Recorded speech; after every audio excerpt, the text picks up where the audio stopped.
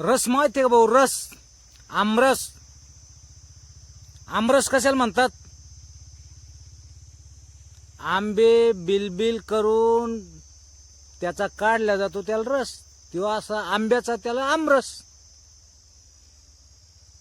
असंच आम्हाला एका घरी पाहुण्याकडे आवतन असलं, निरोप आला पाहुण्याचा फोन, हॅलो आमरस जेवायला या.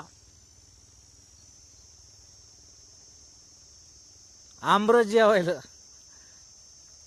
ठीक आहे म्हणलं बा, आता उन्हाळ्याचे दिवस आहे, जाऊ आमरस जेवायला. गेलो. खर्च करून बर का, जायचं म्हणल्यानंतर खर्च करावा लागतो. गाडीत पेट्रोल टाका, चालल्या जा आमरस खायला. आणि खायला जा म्हणजे नुसता खायला जा नाही, त्याला बी बोलावून लागतंय. नाही तर आपणच खायचं आणि त्याला नाही द्यायचं म्हणल्यावर ते म्हणतात की यायला माणूस की नाही, अशी गोष्ट आहे. गेलो मग आमरस जेवायला. आमरस जेवायला गेलो. त्या बाईनं आंबे टाकले होते पाण्यात, भिजू लावले. कोणी लावते भिजू, आम्ही भिजू लावतो बरं. रस करायचं असलं की अगोदर अर्धा घंटा मस्त पाण्यात भिजू देतो, म्हणजे त्याच्यावरचा खळमळ सगळा धुवायला सोपा जातो.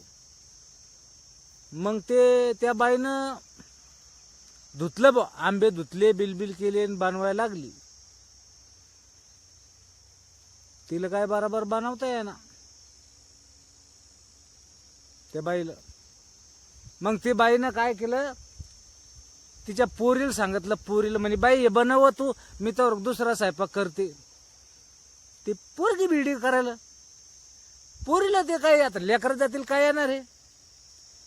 मग तिचा बाप म्हणे थांबतो, होय बाजूला मी करतो. ते माणूस आमरसावर बिरडा. अहो त्या माणसाला बी आमरस आहे ना. मग त्याच्या घरात म्हातारी, त्या पाहुण्याची माय, ती बिल्डी. बचाड बचाड बचाड बचाड असे आंबे चिंबले भाऊ, बच बच ते रस. बचाड बचाड बचाड असे चिंबले भाऊ ते आंबे. अरा आणि बोलणं सुरू, तोंडाचा फवारा त्याच्यामध्ये. आणि मी पाहतोय बाजावर बसून आमरस निघाला. चिंबून चिंबून काढा म्हणलं गड्या, त्याला म्हणते आमरस.